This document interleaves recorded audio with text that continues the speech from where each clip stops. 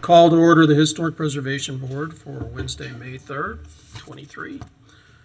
First item up would be roll call. Ms. Kaufman. Jim Reeves. Here. Bill Warner. Here. Michael Hill. Here. Michelle Hazen. Here. Nathaniel Courtney. Bill Haight. Here. Vivian Filer. Bridget Murphy. Here. Azza Kamal. Liz Hawk. Azza and Liz are both dealing with commencement weekend, and so they are excused. Okay. All right, next item up would be approval of the minutes from February 7th, 23. Move to approve. I'll second that motion.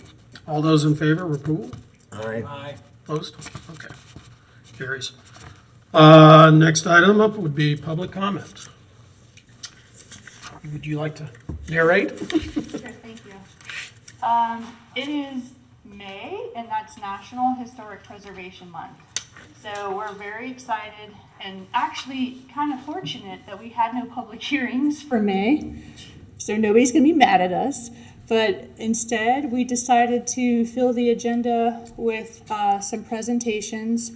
We do have some master's thesis students that have just finished school and a doctoral candidate, all in historic preservation at University of Florida. And they're going to be giving their presentations on their dissertation and thesis. And then we also have some conservators and archaeologists from North Florida, and I'm really excited that they happened to be coming through town. And so they're going to talk to the board a little bit about what they're doing and what their interests are in the preservation world in Florida. So first up, we have, oh sure, if you actually have, let's let her do her public comment first before we start. Yes. Before Okay. we do the All right. presentations. This would be public comments that I are know. not already Okay, thank on the you. agenda. So I wanted to make sure, since it's going to be quite a while before anything happens to the Thumb of Bolton, if you could have a tarp put on the roof and ask about when it was treated for termites, because I really don't want the termites in there, especially the walls that they're definitely going to save. So my questions are, can it come from staff or you guys? Sure. To say we need a tarp because we're getting into the rainy season, and also to have it treated for termites. Thank you. Okay, thank you.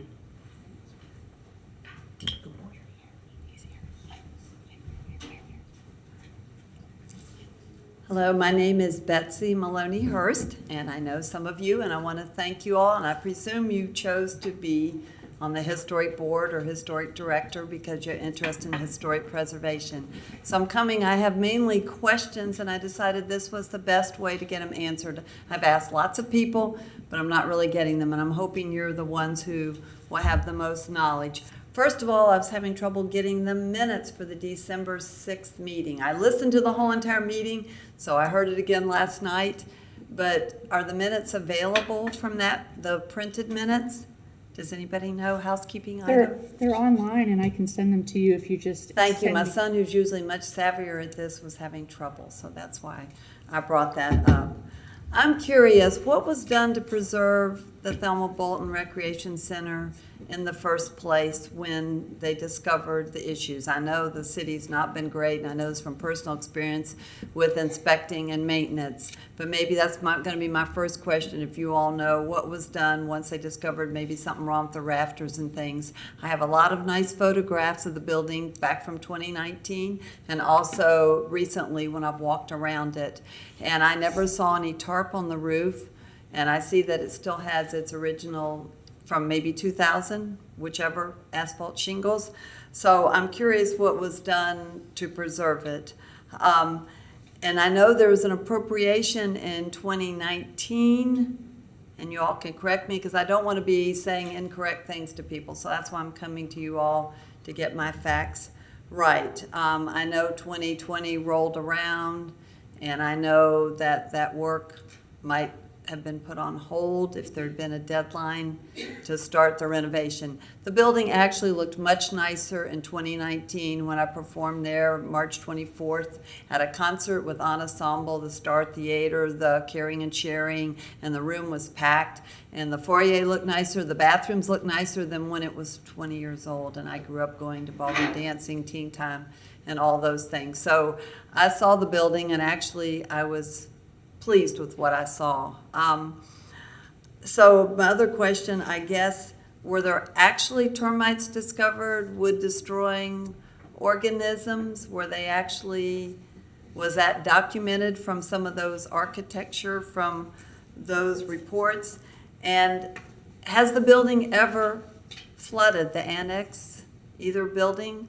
I know that keeps being brought up about the floodplain, but nobody can tell me whether there's actually been water intrusion. I grew up here. We had Hurricane Betsy, and schools were closed, and we didn't have a lot of things closed again until Hurricane Francis. So I've got a lot of history with flooding and floodplains. My other last question is, I'm very concerned, and I didn't really understand the vote, I'll be honest, on December 6th.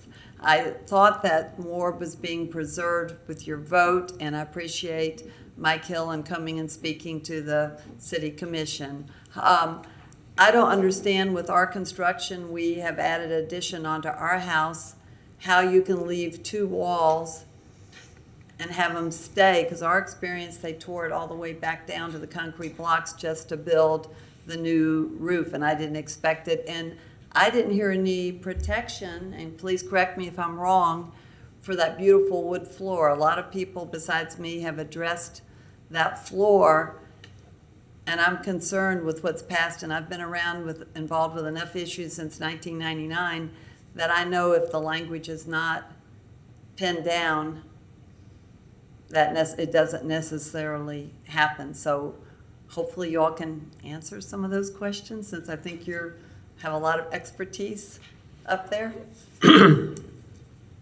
Okay, Ms. Copper. I can answer most all of those for you, but I'm sure you'd rather hear from the board also. Most of the specifics you're asking about, this board nor the planning department is responsible for the building. I didn't say they were responsible. Okay. It's in parks. So those specific questions you have, like Okay. the dates and what was done to preserve it, and if it was tarped, and if it was actually ever determined if there were termites, I wouldn't know. You need to ask parks, but I can give you this. Nancy Waite or somebody else? No? Betsy Wait. Is she also parks as Yes. well Yes, as she is Parks. Yes. public, wild spaces, public Yes, spaces? Okay. she is, and I can give you their emails if you want, when I send you the link to the December 6th minutes. So a lot of the specific stuff that you're asking would be really appropriate for the department that's taking care of that building or is responsible for that building. What was passed on December 6th, now, if you, Parks very much simplified what they were going to do for the restoration piece, for the presentation purpose. If you think about what this board approved, we approved the preservation of the gymnasium piece. But a condition was that they would be able to blow out the back of the building in order to provide a very much needed back of house space for the theater portion of it.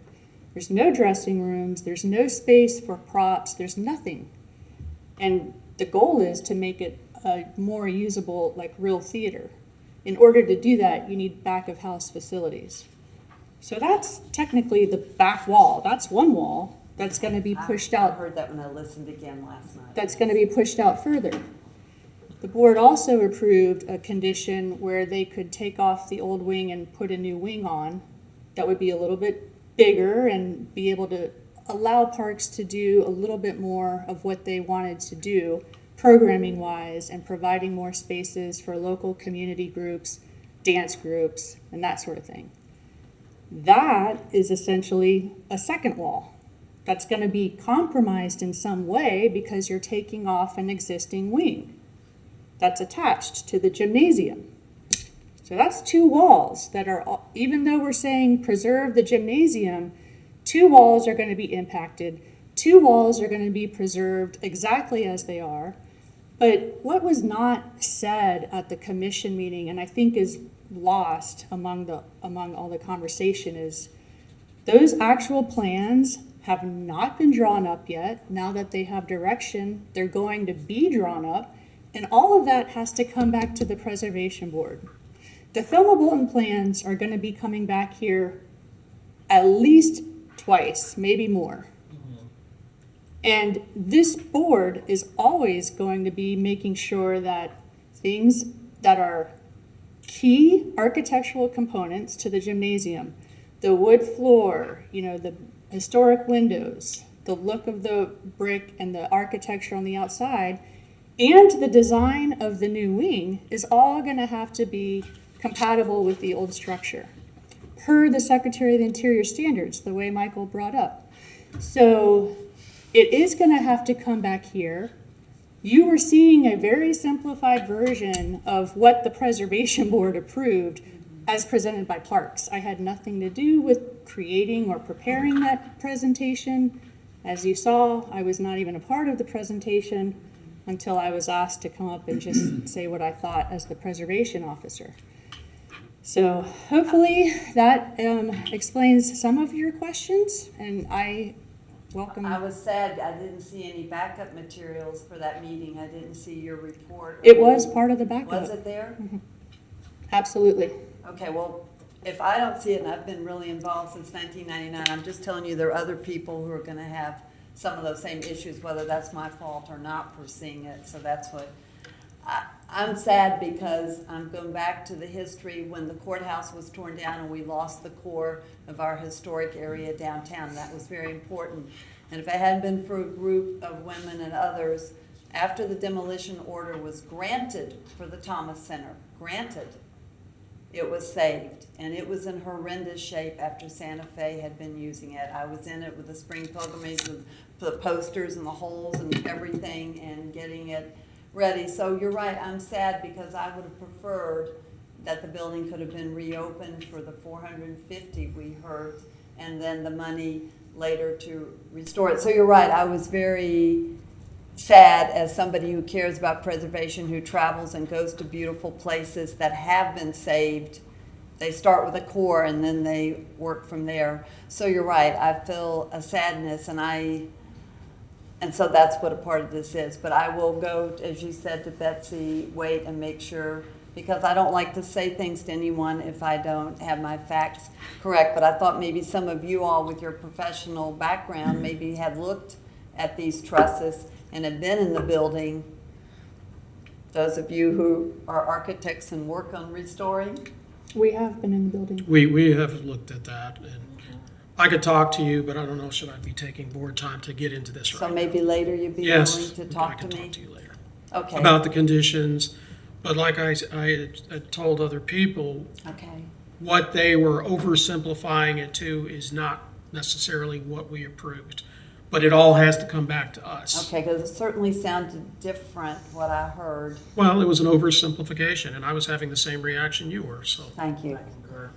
Okay, thank you. I appreciate it, and I appreciate your work. So I hope Historic Preservation Month turns out to be a great month. So. And Betsy, I mean, whenever you need stuff like that, or if you're not seeing it online, because it can be convoluted to try to find where the backup materials are for commission meetings. And I don't have anything to do with preparing the backups for commission meetings, but I do have access to those documents. So I can always, if you're having trouble, just Well, I know you've been busy, and sometimes I've reached out and I haven't heard back. just so that's why email me a request for the documents, and I'll send them to you. Okay. All right. Thank you. All right, thank you. Is anybody else for public comment portion?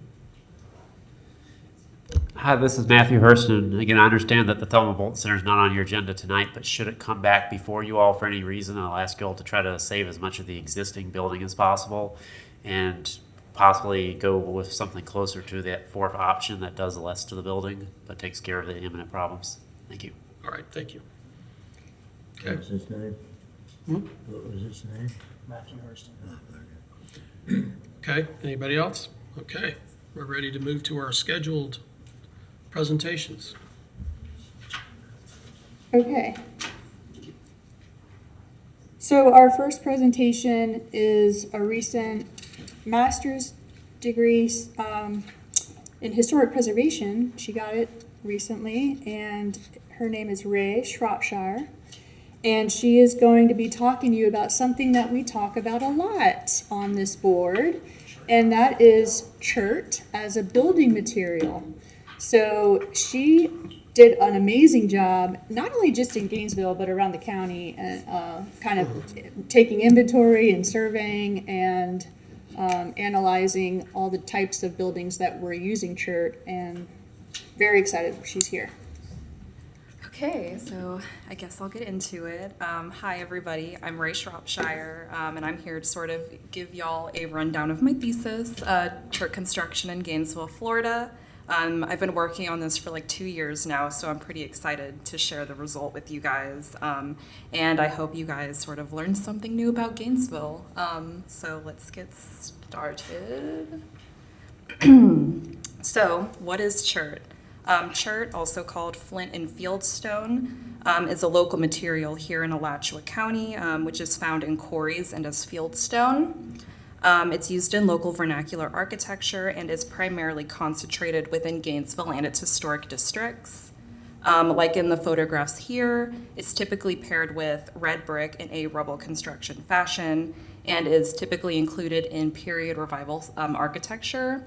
Following that, its period of significance is 1920 to 1960, though there are no doubt a few outliers to this range. And then as for chert, archaeologically, in the sources I referenced, it's also called flint, which was used during the Stone Age by Native American tribes such as the Tmukwins as tools and as weapons. So like other flints, it's a microcrystalline quartz that forms as nodules, masses, and layered deposits in softer sediments. So in Florida, that would be our limestone. So chert, as we see used in architecture, is actually chipped off of these larger deposits and used in construction and even our landscaping. So the funny thing there is once you sort of know this, when you look around Gainesville, you'll start noticing chert everywhere. So like even the skate park outside is fully made of chert. So what produced all of this loose chert? The answer is the phosphate industry. Phosphate was discovered in Florida in Alachua in 1883 and was primarily used as fertilizer. Gainesville's own Dutton and Company participated extensively in mining hard rock phosphate, and in 1903, the Dutton Phosphate Company purchased the Ford and Hiller Phosphate Company holdings in Ocala, making Dutton one of the largest phosphate operators in the world. Dutton had mines from Fort White to Dunellen, as well as throughout Alachua County, and many of these mines were connected through company railroads, which would ship this mined rock throughout the United States and like even to Europe. So as a result, since our phosphate production accounted for nearly 1/2 of the entire country's phosphate production, it's very likely that this industry is what created a lot of this rubble byproduct, thus making it very available in this area for things like landscaping and architecture and construction. So now that we know where chert came from physically and why it was so abundant in the area, we can sort of look at why it was popular as a building material. The expansion of Gainesville caused by the University of Florida and the Florida land boom both contributed to its architectural popularity. And as many of us know, the Buckman Act created the university, which in turn required Gainesville to rapidly expand to accommodate this new population of professors and students. The land boom also required this quick expansion, and although Gainesville wasn't hit as hard by the Florida land boom, many subdivisions were developed during this period and still required the quick and cheap construction characterized by the 1920s. So chert, the byproduct of the very successful and large-scale phosphate industry, fit both of these ideals since it was available and cheap since it was local. So this rapid expansion caused the construction of many neighborhoods in Gainesville, and chert was used in many of these expansion areas, such as Florida Courts, Palm Terrace, University Terrace, Hibiscus Park, and Gulfview, which still has a main gate made out of chert. The top photo there is shortly after its construction in 1926. And the bottom is it now. It's lost its arch by this point, but it still stands as a marker to the Gulfview neighborhood. And this is a map of all these expansion areas there on the left, and just a little snip of my own GIS map on the right. The dot markers are all of the previously surveyed chert houses, and you can really see how they align with these expansion neighborhoods. Okay, so now that we know where chert was located and why it was used in architecture, we can look at why it was typically used in period revival and picturesque architecture styles. So in Gainesville, a majority of chert homes are in a period revival style, with a few bungalows and simpler architecture forms here and there. These homes were seen as the suburban dream house and were popularized by home style guides such as the Home Builders Catalog and Sears Roebuck Catalog. And you can see these two houses here that I've included are quite similar to each other, although they may not be the exact same design. They both have those central chimneys, rounded doorways with a keystone, and a prominently gabled roof. Here is another example of a pretty popular provincial home design that appears pretty frequently in these home builder catalogs, which is very similar to one of the more famous church structures in the area called the Castle, located in Gulfview. And just one more here. You can see that these two designs are quite similar, though it is a very simple and popular federal style. And then we can look at some modern uses of chert outside of those period revival styles. Probably one of the best examples of this is Payne's Prairie. A majority of their park buildings and their signage are all made out of chert. The largest building in this area is the Visitor Center, which combines chert with a rustic parkitecture style. This one was designed by William Hunter in 1982, for which he received the Governor's Design Award and Award for Design Excellence from the American Institute of Architects.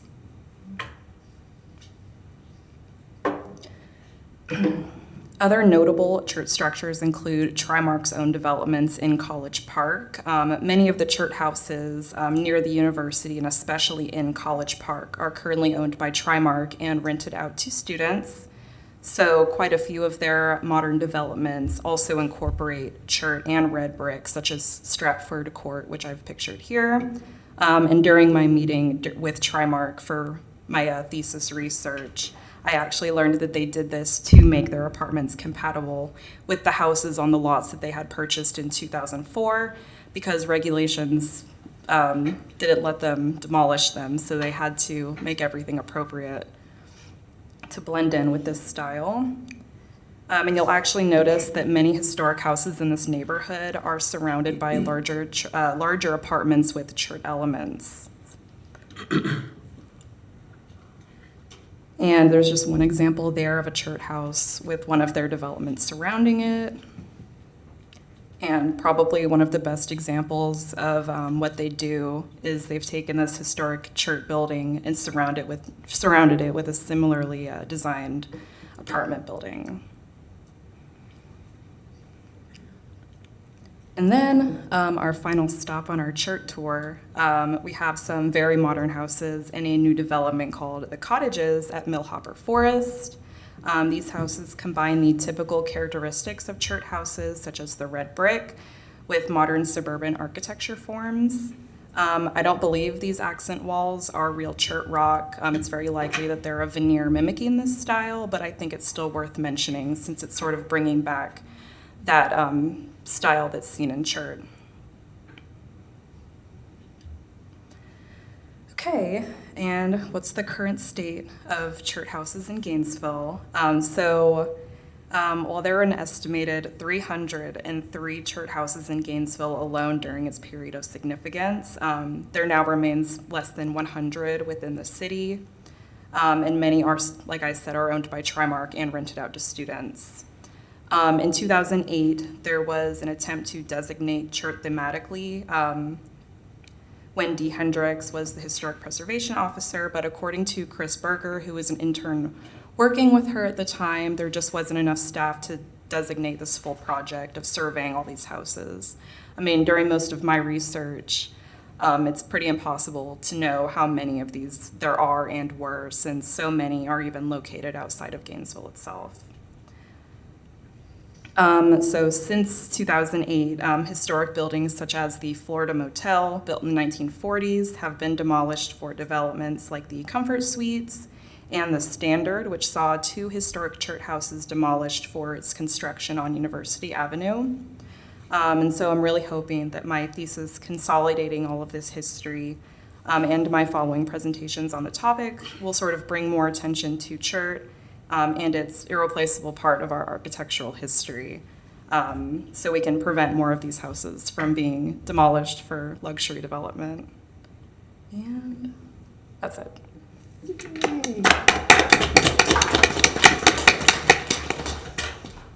Are we having questions or? Well, I will tell you, thank you so much, because we deal with this quite often on this board, and we sit up here and say, oh, it's really important because it's a disappearing building material in Gainesville, but we don't have there's not a lot of research out there on it. There really isn't. So this is the first really comprehensive research and survey, and the survey work you did obviously would be a huge part of our effort to do any kind of district or thematic district in the future. So thank you so much. Thank you so much. Thank you. Hey, Bill, you have a question? No, I have a comment. I don't know if you became aware that the architect David Reeves, who practiced especially in the late 50s, 60s, and 70s, was probably the foremost proponent of the use of chert. Oh. And I know of a number of examples, both commercial and residential, of his use of chert, especially as a ground floor cover, but certainly as a major element. Yeah, I've seen it used in so many different, for so many different functions. Like I said, landscaping, architecture. I've seen like car steps made out of chert in a lot of our historic neighborhoods, and as you said, like as foundations too. So it's interesting how often it appears and how versatile it is. Right. And I was going to mention also that it's, I've seen it used as veneers and solid rock walls, both. Yeah, so they kind of went back and forth with it depending on the construction. Yeah, I was thinking about our phone call when I was writing that. I was like, yeah, it's probably not solid chert wall, because most of them are like chert on tile. Yeah, anyway, and just, so. I had forgotten I had a personal experience with it. I'll throw it out there. The entry gates to Savannah Point, west of the Gainesville Golf and Country Club. We did those out of the chert rock we dug up when we did all the utilities underneath the roads. Yeah. And that's all from right there on the site. But that's done in that old style. Yeah, that's really cool. Yeah, it's fun. Yeah. So I just have a question, because I guess I was sorely misinformed. At some point, somebody had told me that those were pulled out of springs areas, and that like mining for the church was no longer allowed because they thought it was filtering springs. If that's false, but I guess my second part of that question, if that's the case, why are builders not using chert in today's world? Because the masonry to do 20 years ago, that entry gate was at that time, gosh, what was it? It was ridiculous, the cost. just very, very expensive because the problem is this stuff does not come like a brick or a block. So Yeah. the mason has to sit there and break the rocks all day long. But yes, all over the west part of Gainesville, just about any development you see they're doing nowadays, there's always a big pile of the huge limestone boulders. And that's all dug up on the site, and they're everywhere out in the woods. So, yeah, it came out of the quarries as a byproduct, but I've never heard it being associated with the springs. Yeah, I wouldn't be surprised. I mean, like Kathleen said, there's so little like saved research and history on this that you just keep finding more and more places that it comes from. Yeah. And I did have a question for you back in that, when they did that 2008 survey. I remember Dee mentioning the number of like 400 and something structures, and I don't know if that was what it was originally or what was still existing. Yeah, Maybe so- that's what's existing if you go outside of. Yeah, so Gainesville. the number I got was that 300 number, but I would not be surprised if there were more. I mean, We've lost a number since then, unfortunately. yeah, I mean, I was even out in like Oviedo, Florida, and there was a church mid-century modern building. Trenton has some too. Yeah, Other like it's places. everywhere. It's pretty crazy. Like once you see it, you never stop seeing it in Florida. Yes. You had a comment? I just gonna say, I've never heard of church rock, but I have a little small portion in the front of my house, quite attractive, but I didn't know what it was.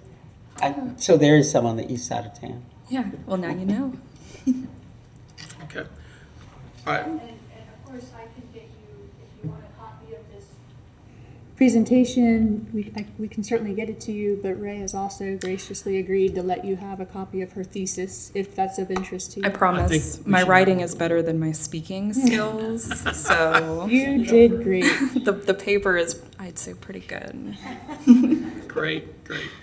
All right, Melanie, you have a question? Say before you publish it, there's an address that's incorrect. It Okay. says Southeast 7th, and it should be Northeast 7th Street. Which house was it? It was a church house. Yeah. It was one of your. I was, yeah, I'm not surprised by that either. I was working with so many photos and addresses. Yeah. Southeast 7th, and it should be Well. Northeast 7th Street. Okay. Yeah. I don't want to make a big I deal also out of it. think I saw on your map that you include a lot of the Duck Pond neighborhood, but it wasn't mentioned when you mentioned the various neighborhoods like Palm Terrace and University Terrace. So it might be worth mentioning because Yeah. the house that she's mentioning was in that neighborhood as well. And there's Well, several in the good southeast too. examples. They're in all the historic districts. so- They're in the Southeast too, but that was in the Northeast. Okay. It's on Northeast 7th Street. Okay. Thank you. Just before you publish it, just have it labeled with the correct address before someone else corrects it. It's incorrect. It's hard to keep track. Okay. Thank you. All right, thank you, Melanie. Wonderful. Thank you, guys. Thank you, Ray. We appreciate it.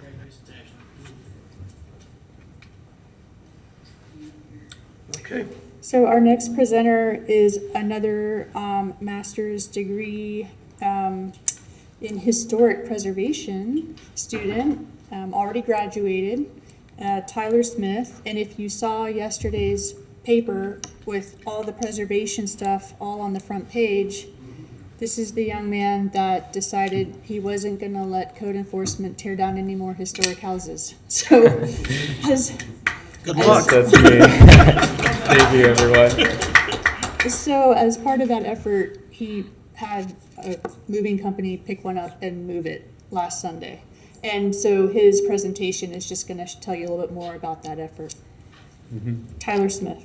Yes, so I'm Tyler Smith, and I'm going to be doing this presentation on, of course, the house move and the company I kind of started, which is preserving architecture through history or path. So every path starts with passion. All right. And to start things off, I want to mention the architectural significance of this particular wood frame vernacular. So dog trots are a regional architectural variation that is well adapted to our local environment. And this is because their spaces offer considerable flexibility, as dog trots are a practical solution to the climate extremes that settlers experience.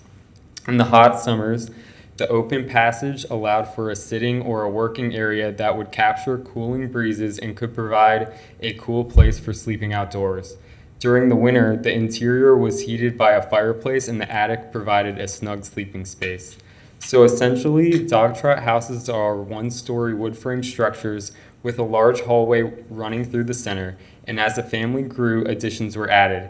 The dog trot is characterized by having 2 front rooms and an outback kitchen, which is commonly enclosed to form a complete addition. The dog trot is sometimes referred to as the central aisle, breezeway, dog run, or possum trot home. Whether dogs or possums actually trotted through the central corridor cannot be confirmed, but somehow the name stuck, and most dog trots were constructed into the mid to late 19th century. And you can see a picture of the dog trot house and the evolution of the structure, which is kind of unique and cool. And dog trot houses are typically one-storied, and the design is characterized by its simple rectangular shape and minimal orientation.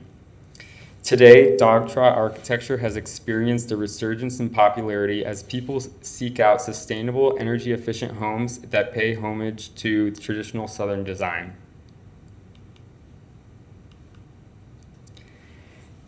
And the dog trot picture beforehand made the same journey that activist Cora Peterson Robertson walked daily when she attended Aquin Jones's Old Lincoln School. And Cora's humble beginnings as the eldest of 9 children began on the grounds where this home will soon be relocated. And now it is relocated. So Cora has been regarded as a guiding light and a trailblazer. And just last month, the city of Gainesville regarded Cora as Gainesville's own hidden figure, and she was the first woman to run for city commission, the first black woman to educate white students, a founding member of the first black Greek lettered organization in Alachua County, and the first director of the Alachua County Head Start education program. So just before her passing, the city park on the corner of Southwest 6th Street and Depot Avenue was named in Cora's honor, and it reminds us of her lifelong career as a community leader and activist. And in this transcription of her oral history archived at the University of Florida, Cora recalled placing her own house number 1644 on her home as a child because she wanted her house to have an official address. Originally, the house had no official address because it was located on the east side of Waldo Road, and there was no mail service at the time on the east side of Waldo Road. So that's kind of also interesting and unique. And the legacy of Cora's bygone childhood home is still evident in the various landscaping and edible flora that exists on her former homestead, which is now 1227 Northeast 3rd Avenue. And the response for the house move has been truly amazing, with news articles, pictures, and podcasts documenting the historic move. Even Cora's grandchildren watched and attended the house move, and her very strong spirit of Cora Peterson Robertson brought us all together very early on Sunday morning, April 23rd. And this is the route that was taken across town for the house move, and of course the house had to take a little bit longer of a route than Cora had to walk each day, and this was just because of some logistical factors such as roundabouts and low overhead power lines. But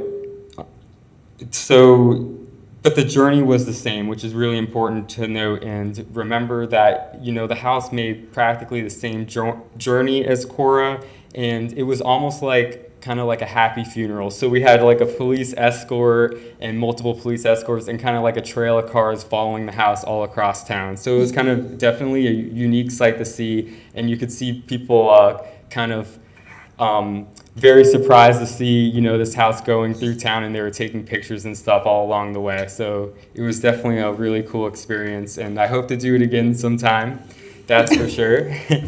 And so this picture is also really great, and it was in WUFT's news article. So we were all moving at full speed early that Sunday morning, and especially Timmy from TNT House Moving. And TNT House Moving is based in Green Cove Springs, and they're a 4th-generation family business that moved many of the World War II Army barracks and Quonset hut houses that are seemingly ubiquitous in Gainesville's unique urban environment. And then pictured on the left-hand side, I want to show you just like a little bit what I've been doing for the past 5 months, is just fixing up all these old houses and really getting them back into livable and inhabitable condition, you know, so we can help with our city's affordable housing crisis. So pictured on the left-hand side of the screen is the before and after of my home, which is where I live, of course. So it took about 9 months to get it to that bottom picture, so which wasn't too bad. But now, of course, I'm speeding up just because I'm learning a lot about the structures and how to fix them more efficiently, and then, you know, what to purchase and where to buy, you know, the pattern 105 wood siding that's commonly on these structures. So that's a lot of like important knowledge that I've gained from these experiences.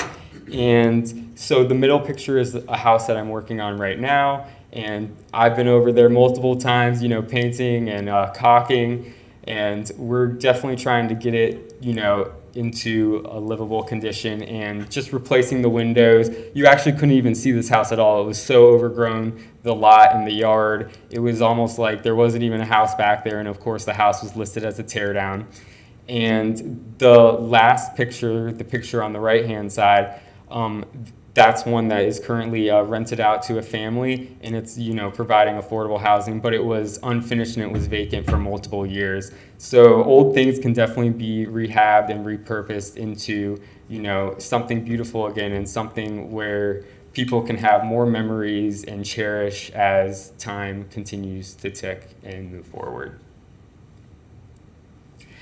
And so what all these three houses have in common is that, well, they each have kind of different additions, but they are all from Camp Blanding, and they all have just different variations with different porches added on. And what's unique about just the different variations that exist with the Army Barrack houses is that it's speaking to the evolution of the family themselves, as people would enclose and add on additions as they had another child, or they had, you know, their relatives move in with them. So it's just really speaking to, you know, the changes and continuity of the families themselves, which is really unique and amazing. And I just want to thank Kathleen, Phil, and the entire Historic Preservation Board for the opportunity to speak. And I want everyone to remember that saving the past can be the most economical and sustainable option. And I'm interested in saving more homes, so if you guys know of any wood frame vernaculars that are going up for demolition, I would love to have the chance, you know, to move it to a lot if it needs to be moved, or purchase the lot itself, and then getting it back to inhabitable condition, and putting another family inside these houses, because they're definitely a great place to live, and we're not going to get the quality of workmanship or materials that we once had. So thank you, guys.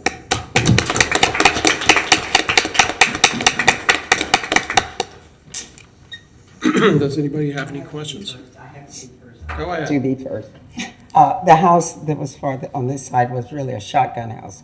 I think you're familiar with that. I'd be interested in what the inside looked like in terms of where the rooms were placed, because typically the shotgun house, which was not so much owned by African American as it was rented out to African American by white realtors and all, and so families often lived there without the option of adding on. The Mrs. Robeson house was really a whole family of Petersons, and they were all over the place because there were so many. And she was quite instrumental in a lot of things. She was also a member of the first integrated group of women in Gainesville called the Gainesville Women for Equal Rights, and we fought for the integration of a lot of things beyond the education sphere. I wanted to mention that, but what I really wanted to do was to say that I don't know if you're familiar with the Cotton Club Museum and Cultural Center at all, but it is from Camp Blanding, and it is one of those buildings. Also down 4th Street, beyond the park there, all of those houses are from Camp Blanding, the barrack houses. But along with that, the University of Florida had married housing on campus called Flavette Village, Florida veterans, and all of those buildings were from Camp Blanding. So I said all that to say, we still do have 2 buildings on the Cotton Club Museum property, which we want to restore, and we have begged the city not to tear them down. Jay already knows that where they're being torn down, but we have maintained them for saving them. We want to put one of them back into use, but on display as a historic part of the neighborhood. So put them back into period style so that they are done. And the other one is an old store that has wood in it that was built from a house, from a store torn down in Melrose in the 30s. So it has lumber in it even older. I said all of that to say, have your way in terms of helping us with those old buildings. Yeah, If you desire, we that'd be want great. them saved. I am so in tune with you in terms of saving the old buildings. I think that is our history, our legacy. It's who we are, it's who Gainesville should be in saving. So I appreciate what you're doing. I appreciate your attention to Mrs. Robeson. We would never have called her Cora.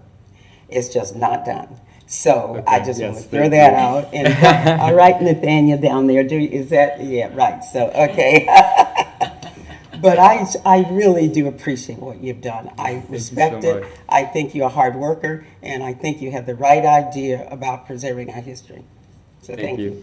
Yes, and if you ever want to stop by my house to, give it a look over and just I- see like some I of love the that. things that I've done, that would be really cool. I And love I that. do pass the Cotton Club all the time. You gotta do more than pass it though. You gotta come in. I know, I gotta come in, All that's right, for okay. sure. But usually I'm just so tired dealing with all these Yeah. old houses and stuff. I'm like, oh geez, another one.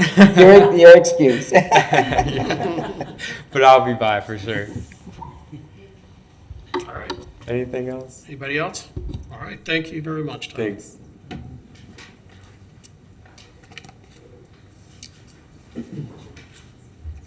Our next speaker is actually a PhD candidate at the University of Florida for historic preservation, and his name is Hisham Kafaji, and he has been reviewing this building, City Hall, and doing an architectural assessment and doing research on the building as part of an overall class exercise to prepare National Register nominations. That's not to say this is necessarily going to be a National Register nomination, but it sure would be neat if it turned into that. So thank you for your time. Go ahead. Hi, my name is Hisham Kafaji. I'm a PhD student at University of Florida Historic Preservation Program. I'm proposing a case of significance, Gainesville City Hall Complex. So what I'm going to present today is introduction, historical context, architectural significance. I will start with my research process. How was my research started? I visited Special Collection Library at UF, Matheson Archive. I had the opportunity to visit the City Hall with Kathleen. Thank you. And also some websites for research. So the project is the Gainesville City Hall Complex. The address is 200 East University Avenue, Gainesville, Florida. It was designed by architects Myral Hans, Dan Branch, and David Reffes. The total area is 3.53 acres. So criteria of significance is criterion C. What the criterion says is the property embodies the distinctive characteristics of a type, period, or method of construction, or represents the work of a master, possesses high artistic value, or represents a significant and distinctual entity whose components lack individual distinction. Sorry. Statement of significance: the City Hall complex was dedicated on April 14, 1969. The complex was designed in the brutalist style, a popular style during the mid-century movement. So, quick facts about Gainesville. Gainesville was founded to place the Alachua County seat on the Florida Railroad Company's proposed road stretching from Cedar Key to Fountain Beach, to Fernandina Beach. Sorry, the railroad was from Fernandina reach Gainesville in 1859. And connected to the Cedar Key the following year, 1860. In Gainesville, five new government buildings were constructed between 1958 and 1978. the re-envisioning of city's civic center with modern facilities and spaces aligned with optimism and progress that has come to define the period. The university's enrollment dramatically increased from 587 to some 8,000 in the year following the wars in 1945-1946. The complex is located within the urban renewal area of City of Gainesville. So, what is urban renewal? Urban renewal is the process of seizing and demolishing large swaths of private and public property to modernize and improve aging infrastructure. Between 1949 and 1974, which is after World War II, the U.S. government underwrote this process through Department of Housing and Urban Development grant and loan program. So this slide showing on the left side is the map of the urban renewal area in Washington, D.C. in the Southwest. I had opportunity when I was studying my master's degree in Washington, D.C. to do some research. And the urban renewal started here. So the urban renewal movement, the mid-century architectural movement was not only for residential, but also influenced the architect in their design in terms of residential or like government building or like arts building. So this sample of some of the notable work in Washington, D.C. So in 1964, the city of Gainesville purchased the property just east of the old city hall. The old city hall occupied stood from 1927 to 1969 when it was demolished. So this picture showing the site, but with the old city hall on the right side here, this one, and here is the church, which was demolished in 1927. So the church was occupied of this block, which is the first Baptist church. It was active from 1897 to 1927. This building was demolished in the 1950, except the tower. The tower was demolished in 1965. The new city hall was constructed between 1968 to 1969. It consists of a 5-story concrete building and a 3 adjacent story library, now used as additional office space, all surrounded by extensive site work, including fountains, landscape, forecourt, and several parking areas. The general contractor for the work was the Guy E. Cleveland Construction Company. According to the 2018 survey report, the complex is adjacent to the historic district. So this map showing also the building is surrounded by most significant building. Those buildings are in the National Register. Each building has its character. Each building has it was built in time of period. So the main building is an impressive edifice with a massive 16. Sorry.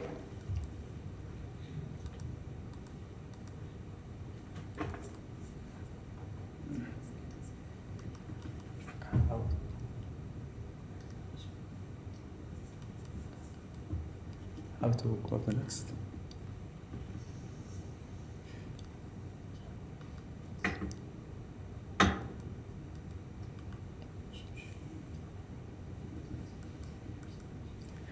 Sorry. Okay,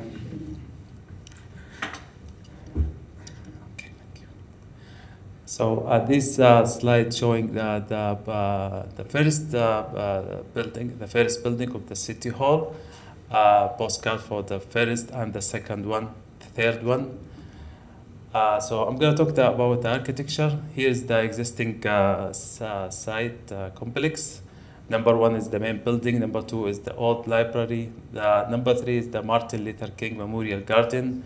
Number 4 is Douglas High School Student Memorial Garden. So the main building is an impressive edifice with massive 16 by 60 concrete columns at 15 in the center, raising 3 stories to support the fourth floor on the south side, creating a 16-foot deep porch 5 bays wide. The columns pattern is an express on all sides of building with 5 bays at 16 feet moving north on the east facade, terminating at a solid bay projecting 16 feet to the east and continuing northward 30 feet. 6 glass curtain walls fill the spaces between the vertical concrete panels and the horizontal definite floor plates. 6-foot wide bush hammered concrete panels are centered on the concrete columns on the 4th floor. The glass curtain wall between these panels is divided vertically by a central mullion, creating a 6-foot wide rhythm of solid to void. West and east facade of the main building contains vertical concrete panels to distract the sunshine. The old library building is a 3-story building, including the basement, constructed in the same vein as City Hall, concrete columns and wide concrete block laid vertically in a running pond pattern with a glass curtain wall. The building is situated with its entrance on the west wall facing the forecourt. A lower plaza houses the Martin Luther King Memorial Monument Garden between the East Planter and the old library, which was built in 1989. The clock tower was for the second courthouse, which was built in 1886. When the building was torn down in 1960, the clock was saved at UF and added to the City Hall site in 1985. The local community raised the cost of preserving the clock. Another memorial garden in memory of the students who were killed in Douglas High School in 2018. The City Hall building was renovated in 1996 by local architect Prem Puri Architects. This slide showing some of the notable work of the architects who designed this complex. The first slide showing some of the notable work of Merrill Hans. He designed some significant building in Gainesville, such as Lincoln Middle School in 1954, 1969 U.S. Department of Agriculture, University of Florida, 1970 Oak Park elderly housing. Here, the mid-century architectural movement showing the influence on architects' work, such like the concrete material, feasibility of structural elements, columns, straight walls, not curved. The second architect who is Dan Branch. He has done some project in Gainesville, also showing the same architectural character of the big windows and the concrete use of material. The third one is David Rivers, some of his work as well. So the idea of this design of this complex came from the Yale School of Architecture. So in conclusion, the city of Gainesville complex is significant, historically significant to be registered on the National Register for Historic Properties. Thank you so much.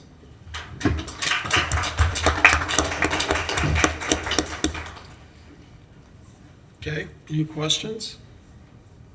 Anybody? Melanie? There there was a Douglas High School in High Springs, which is about 25 miles away for African-American students. So that puzzled me when you called it Douglas High School, because that was an African-American high school. So you meant Marjorie Stoneman Douglas. So I think you should clarify that, because in other words, we have a Douglas High or had one. It was a Rosenwald school. It's been torn down, so Douglas High and High Springs and nothing to do with Gainesville. And Marjorie Stoneman Douglas, not so much either, but yes, I would clarify that if you do your presentation again. Okay. All right. I found Thank this you. on the sign. Okay. Kathleen?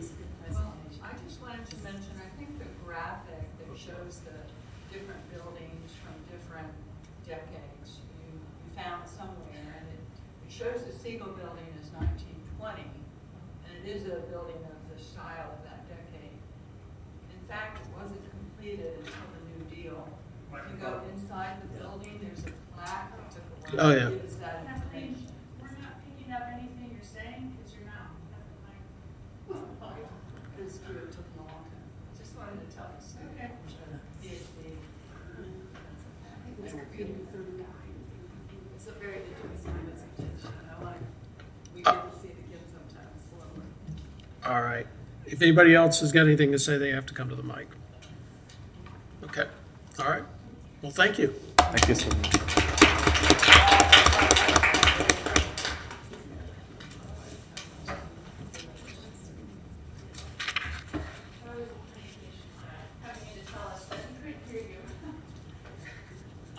This is an advertised meeting. That's why we have to record everything.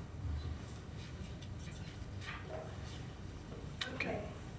Up next, we have two speakers that are visiting Gainesville. The first is Andy Riviere from Tallahassee. She's a community leader and for the Tallahassee chapter of Outdoor Afro. She's also an Appalachian River keeper, which sounds very cool, and I hope you'll explain to us what that means. She's an outdoor educator that teaches local communities how to re-engage with nature to improve health outcomes in the ever-changing developing society. Thank you so much for having me. Go Gators. I graduated from the University of Florida, so it is an honor to be here. Yes, so I'm with the Appalachian River Keeper and also Outdoor Afro. And so I decided to approach it in a conservation and preservation kind of role, because our riverways have a lot of history about African American history, Native American history, and just every other history. So as I get people engaged to go outside, I approach it as, do you know that this land belongs to us and we actually had a play in this? And so as we get more engaged in learning how to become conservationists and stewards of the environment, it's important for us to know that we have a history there. And so I engage it with health, because health is wealth. So with that said, I tell my participant, hey, let's go out. We read the plaques, we look at everything that's going on, and we tie it back to history. Because when the people have a sense of pride in their land, they tend to take care of the land. So instead of looking at all of these buildings and saying, hey, we need to preserve this, let's take the people to the building and say, hey, did you know that this happened here, this happened here? And as I see all the speakers here who are very passionate about the preservation, as people become more passionate, then they'll start showing up to these meetings and engaging with you guys and engaging with the community. So I'm approaching it with the aspect of our health is our wealth and so is our history. So I just want to say that. So with the Riverkeeper, what we do is we take people on kayaking trip down the Apalachicola River, and we talk about all of the history. So the Negro Fort is right on the Apalachicola River, and that has an immense history to us. And my sister, Mom Brittany Brown probably will touch on this plug. And so as I paddle down the river, we talk about being outside. We talk about what did the people on the river do? Engaging people that way, re-inviting them to participate on the river, fishing on the river, because the Apalachicola River starts at Georgia and ends up in the Forgotten Coast. So that's basically what I do. I engage our community through preservation and conservation by way of health and wealth. Thank you for having me. Go Gators. Thank you. Yes. I have to say that I can't help but think of Zora Neale Hurston when you talk about that, because so certain as Zora was connected to. And I do think it's important that we are connected health-wise to the earth, because we know that our herbs and all of those things that saved our lives came from the earth. And if we talk about plantation time, the woman that they call the healer was the one that went into the woods and found all of the healing. And she not only, she's a midwife, but she not only healed the women or helped women giving birth, but she healed everybody. And she was the healer for the plantation owners as well as all of the enslaved people. So I think when we tie that in as another depth to where we are with the land. I love the land, and I love the fact that you're out there. I will not go with you. I don't like crawly things, but have your way. All right, Michael. Oh, yeah, Ms. Riviera, first off, your presentation was awesome. I just have one question for you. Yes. Now, I'm an avid kayaker myself, okay? I've done the Santa Fe, I've done a little bit of the Swanee, and I've been trying to venture into the Panhandle, so I'm just going to ask you this. You know any cool places on the Apalachicola? Because let me tell you, I don't care if they're hidden coves, springs, swalettes. I gotta know. If you're part of the River Keeper, you're the best one to ask. I will get you connected. We have a whole program that we lead once a month. So I'm a outfitter also, and so I take people down the river. So I'll give you all my secret spots. Oh, please do. It's a secret because Oh, it's go okay. Gators. I don't care if you have to blindfold me and take me. You know what I mean? I'll do what I have to do. I will. And we do have an annual event that I participate in. It's 5 days down the river, so we go from Georgia all the way down to the coast. Oh my goodness! And so I'll get you connected to that. That Please is do. the first weekend of October. So Thank I'll you be so on there. much. Thank you so much. It's great. All right, thank you. All right, Kathy. Our last speaker is Dr. Brittany Brown. She is an American historical archaeologist from Jacksonville.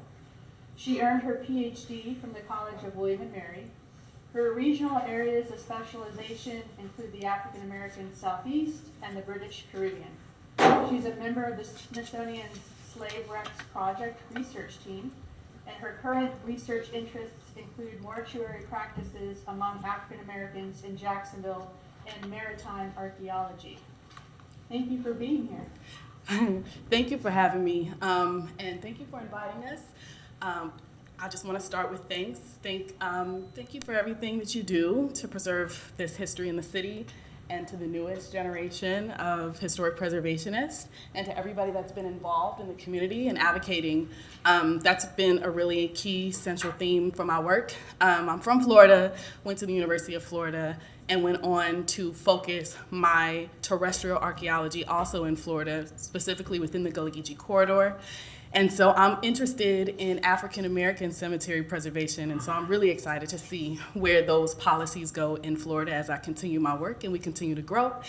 And I am also interested in helping to cultivate the next generation of cultural stewards for preservation and cultural heritage, as well as conservation, because a lot of African American culture is also embedded in the landscape, and that is important for us. And so I'm working with Angie, and hopefully we'll develop, it'll grow into a statewide project where we'll do water conservation and talk about the Apalachicola River Keepers and getting more African American youth involved in that type of preservation and and bridging together the historic importance of the Apalachicola River, specifically for African and indigenous histories, especially the maroon communities. So thank you for having us. Okay, thank you. I sure hate to be the only talker tonight, but I'm having fun here. I really do appreciate that, and I'll just start off by saying I'm probably the only one in here that's been inducted into the University of Florida's Grand Guard. You have to be a 50-year graduate to be that, and I was inducted last year. But on top of that, though, I really do appreciate what you're doing in that era, because right now we have at the Cotton Club Museum in Gainesville a Gullah Geechee display that has some of the paddles and the things that they use for fishing and on the boats and all of that. So I don't know how long you're in town, but for you and for others, there's a lot of education there around that phenomena and the Gullah Geechee part of it too. Here tomorrow. Yeah. I'm gonna take them to a few places. I hope you include the yeah, Cotton Club Museum. We're open 11 to 4, but we open special for special people. Okay. All right, thank you. Michael? Yeah. Dr. Brown, first off, I want to tell you that I think that for this community, it's an honor for you to come here. Thank you so much. It's an honor for both of you. You know, I will say this right now, not only do I serve on this board, but I serve on the county board, and let me tell you, the biggest thing we talk about is historically forgotten African American cemeteries. So if you and your colleagues are very serious, I'm going to tell you right now, just from my colleagues at the county board, they'd be more than happy to help you. And also one thing too, since you've got one more day, you should get in contact with a woman by the name of Karen Kirkman. She would love to help you because she has found and uncovered forgotten African American cemeteries just in this county and has put them all in the Florida Master Site file. I want to say the number is about 160. Oh, wow. Yeah. Is it less, Kathleen? I thought it was 160. It might have been 60, but anyway, it's lot. giant. That's all I have to say. Okay, Yeah, awesome. definitely get to talk to her. Thank you. I will, definitely. That's who we would be seeing out at the opening. Okay, awesome. Awesome. Yes. So I'll try not to be long-winded.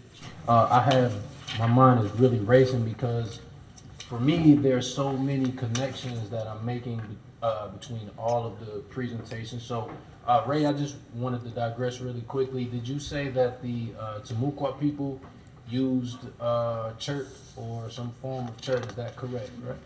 Yeah, so our chert is like, so they would map it to like arrowheads. So this is tools and weapons. Yeah, so it's awesome. So I'm thinking about, so right now where I am in history is trying to understand the connection between the Moors, the Gullah Geechee people, the Seminoles, not just the Black Seminoles, but the complete Seminole nation, understanding their cultural connections, and then also seeing how, when, and where that connects to the mound builders here in Florida. So just listening to all of this information, even, is it Kashawn? So you mentioned the architect built, you showed a presentation or picture of the Crystal River Archaeological Museum, right? And so it made me think about, obviously, those particular mounds and then the connection going up the Apalachicola River and the mounds in Madison County and near Tallahassee, right? And so it's just really interesting. On June 4th, Professor Dixon, Dr. Anthony Dixon, who's someone you should definitely connect with. He studies the same topics. He's an expert in those same topics. He'll be speaking on the history of the Seminole Nation at Oakview Park on 8th Avenue here. So for all citizens that want to come, I think it's just a continuation of this conversation, but I'd be really interested to pick your brains and sort of set up these conversations, just continue to make these connections. Is just really interested and exciting. So great stuff. See, he was paying attention. Yeah, he was. Thank you so much for being Thank you for having Can us. I ask you one question? Oh, yeah. Can I ask you one question? Could you talk just a little bit about, because this is fascinating to me, the Smithsonian's slave wrecks. So you're part of that project, that research team. Yes. Can you just tell us a little bit about what you might do as part of that team? So the Smithsonian Slave Wrecks Project is housed at the National African American History Museum in DC, and it's an initiative that is transitioning current professionals and upcoming students in the field of archaeology who are particularly of African descent. They're training us to transition into maritime archaeology. So I'm terrestrially trained, and I just became a certified diver a few years ago, and I'm working towards scientific diver now. And they send us out into the field to investigate captive African shipwrecks that were bringing Africans to the Americas. So one of our most recent projects was Africa Town's Clotilda. And we have a few shipwrecks in Florida that we'll be working on. And we have a network across the Atlantic. So we have partners in Africa, and we're working with people in the Caribbean to gather data about those shipwrecks. So It's a kind of a new field. There's not too much maritime archaeology that's dedicated to captive Africans and their history. And so this initiative is really pioneering in that it's taking scholars who are of the African diaspora and putting us into the field to do the research on those shipwrecks. Wow. So we do have evidence of these, of boats. Absolutely. No, I just wanted to put that out. That may be an inside joke, right, for those who don't understand. But this has been a thing, especially as African Americans discover more of their indigenous culture and history. There have been people who purport, right, ideas that no such thing as the transatlantic slave trade existed, right? Where are the boats? These sort of memes and things come up on Instagram and social media, and so it's just so important for everybody to understand, especially the younger generation, right? Because things can be so convoluted with just people just not telling the truth about history, and so I just wanted to point that out, right? Like, we do have evidence, and now it's awesome that there's actually a study of science dedicated to really getting that research done and presenting that information. So. Yeah, an opportunity to get the facts finally out. You realize the people who were the most exposed weren't writing, so I think now is the time to dig it up. I just want to know what's available now in terms of the research you're doing. Is it available anywhere for the general public to start to learn about you and what you're doing? Because I think it's so interesting to be at this point. Young people who don't know about it would be so good to introduce the concept of something they may be interested in. If they don't know it exists, they can't. I'm into teaching over at the museum, and I love what you're doing. I love what you both are doing. So the concept come up. I'd like to say, well, if you can go here and learn something about that. So you can actually, the project is housed in the Smithsonian's National African American History Museum, and they have a department there that's dedicated to the project. So all of the press, and it's online too, so if anybody would like to check it out, there's a segment on their website. If you just type in Slave Rights Project, all of the current research and programs and stuff that Slave Rights Project is doing, you can kind of keep up with it there. All the press releases and everything are there as well. I feel very smart now. Thank you. Okay, Bill, you have. Yes, I wanted to mention that very recently on Florida Frontiers, a program that occurs on Sunday morning, WUFT-FM Classic. I think it's on both sides. This is a recurring article that comes up on there. I remember the most recent having to do with slave ships scuttled in the Apalachicola by the importers that didn't want to leave a trace. So, but it is a recurring theme. Okay, awesome. Yeah, thank you for sharing it. All right. Mr. Chairman, one question. Okay, Michael. It's just quick. Dr. Brown, question. Did you see the article recently how they found the remnants of that ship in Volusia County? I think I saw something about that. Yeah, apparently, I guess the tide had washed away the sand and like some of the fuselages there. I wanted to ask you if you guys have been notified about that or anything, because they're saying it's a colonial style ship, and I'm not going to say exactly if it was a slave ship or not, but I mean I think it's worth looking into. You know what I mean? But I just wanted to ask if it was on your radar. Yeah, it's on the radar, but so each shipwreck has to be evaluated, especially when it's a salvage situation. There's a lot that goes into determining whether or not it'd be relevant for the project. But yeah, for sure, because the Smithsonian is like the federal government, so they know. Oh yeah, they know. Thank you. Okay, thank you very much. Yes. So sorry. No problem. I don't have the same wealth of knowledge from as a lot of the other members on the board do, but I think what you're doing is so cool. This is I have never heard about it so much in depth before, but this is so interesting, and I just wanted to get that across. What I think you're doing is so cool and exciting. So amazing job. Thank you so much. Okay. All right, thank you. Thank you for having me.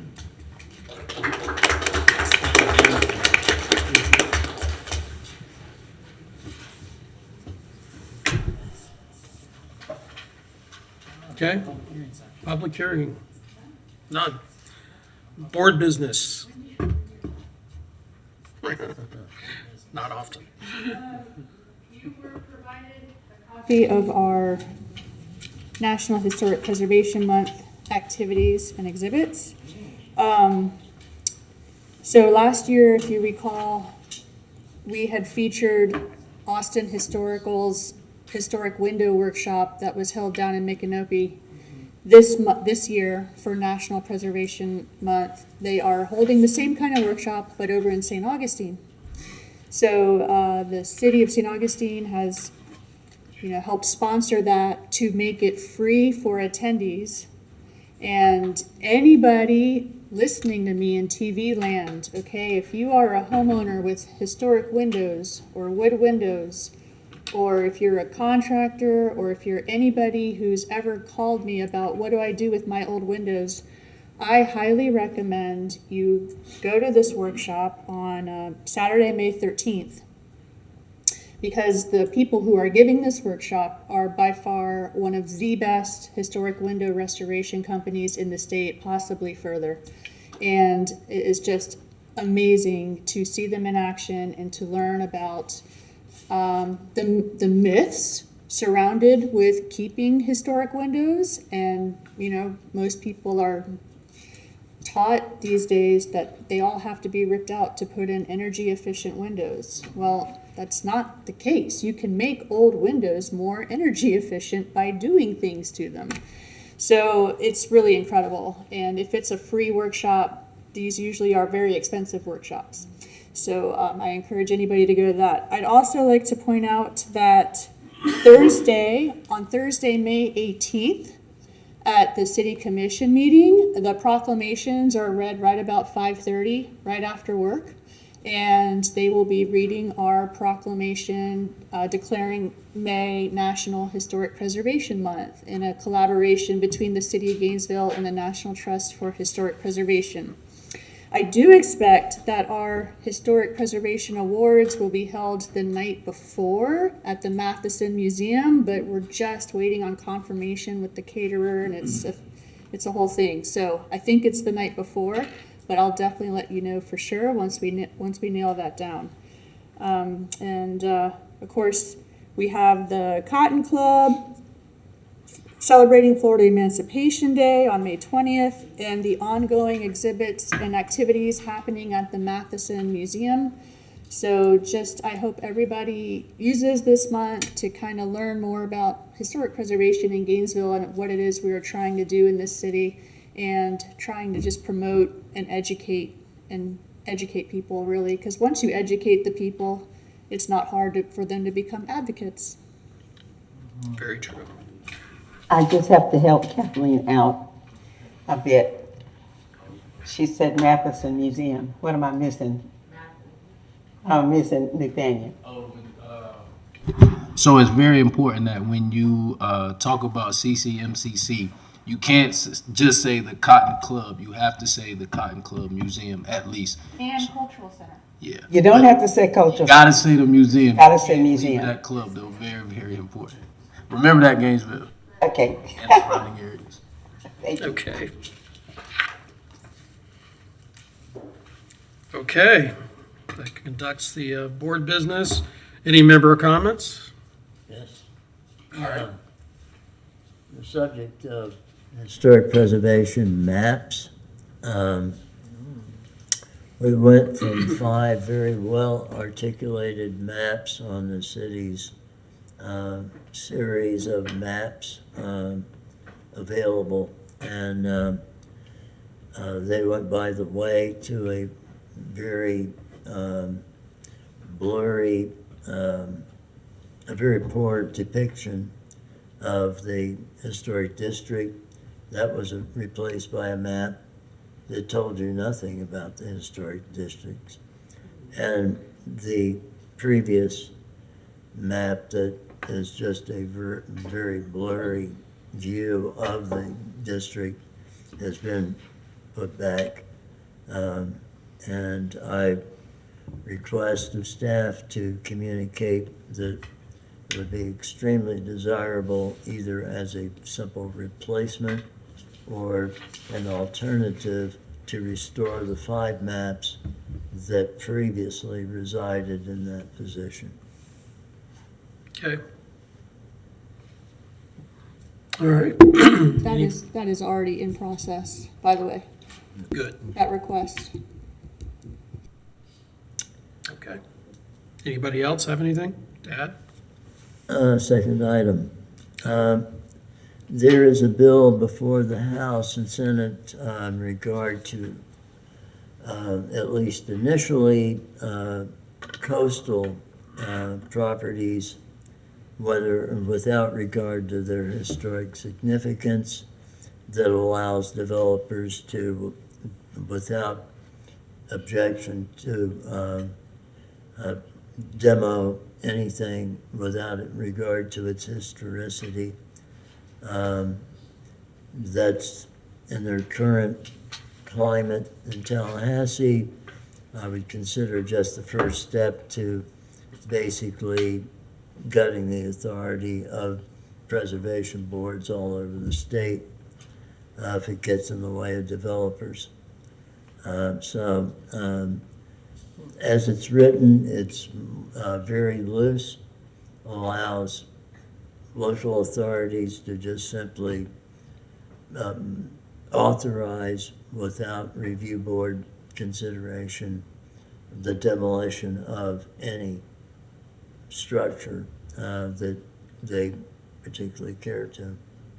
So I would request that staff work with the chair. I will move to request that the staff work with the chair to express to both the city commission and to our legislative delegation that we oppose this proposed legislation. Okay, chair would agree with that. That's a motion. Okay, we have a motion and a second. All those in favor? Aye. All those opposed? Okay. We have a directive. Do you have an announcement? I didn't know you guys wanted me to make this tonight. So, to colleagues, friends, it has been brought to my attention that I unfortunately have to leave Gainesville. And so, yeah, listen, I've been dreading it for the last month. I've had a lot of time with you guys. I've had a lot of journeys and adventures, and I'm going to miss all of you. Give me a second. Okay. So, this is my last meeting. I will see you all again, but I'm going to miss all of you. I'm sorry for the crying. Oh my God, I didn't think I'd cry. What the heck? We're gonna miss you too, Mikey. We're gonna miss you too, Michael. I'm not supposed to cry. I'm supposed to be the tough guy. Well, let me just brag on Mikey a little bit while he recomposes. Mike has taken a job as a planner with Indian River County. So we're very excited that he's going to be able to take his experience from this board and from school here and put it into practice. And hopefully they will teach you even more about how to be a great government planner. I hope so. I mean, a lot of And the interview. this does not mean that you can't come back at some point. Oh, I know. I'm going to miss you guys. But, Mike, we have a little plaque for you. And this plaque is presented to Michael Hill in recognition of your valuable service on the Historic Preservation Board from February 2020 to May 2023. I hope.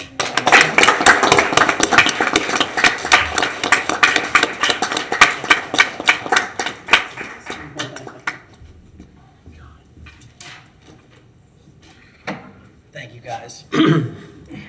All right. Oh, I would love, since it's Mike's last,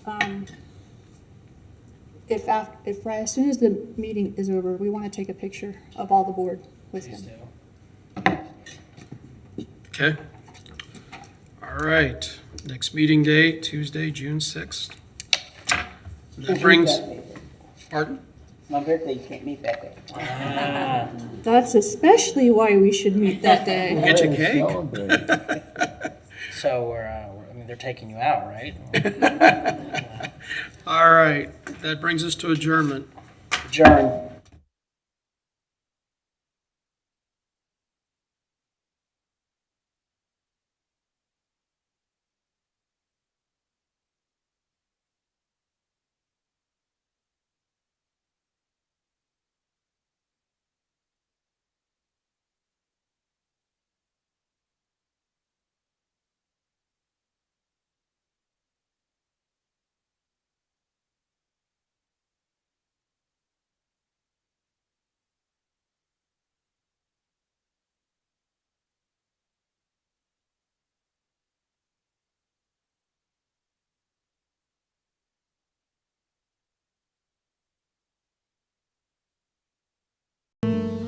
To a neighborhood school, Williams Elementary, followed by Lincoln Middle School, and then, of course, I'm a proud graduate of Buchholz High School. So you were at Buchholz while I was. Your dad was the dean While there? my dad was the dean and coach, and my mom was a teacher, so I didn't have many dates. I was going to say, it would take a brave young lad to date the dean's daughter.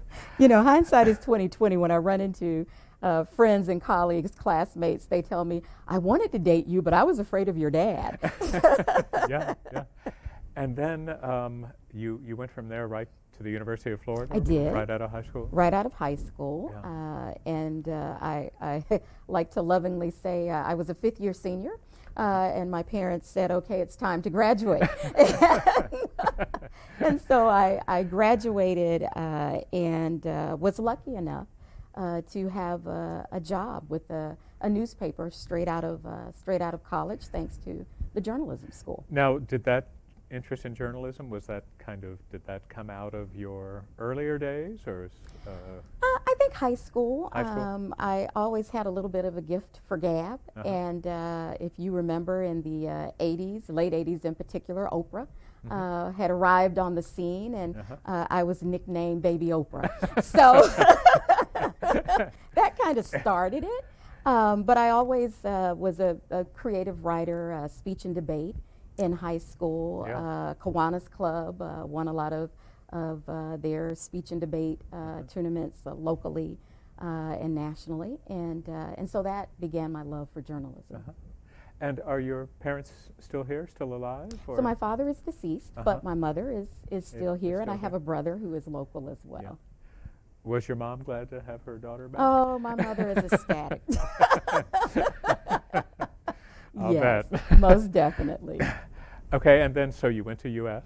I did. Studied journalism. I did. What did you have a mind to do? Were you thinking about reporting, or? I did. I thought that I would run out and conquer the world and make a difference by telling people's stories.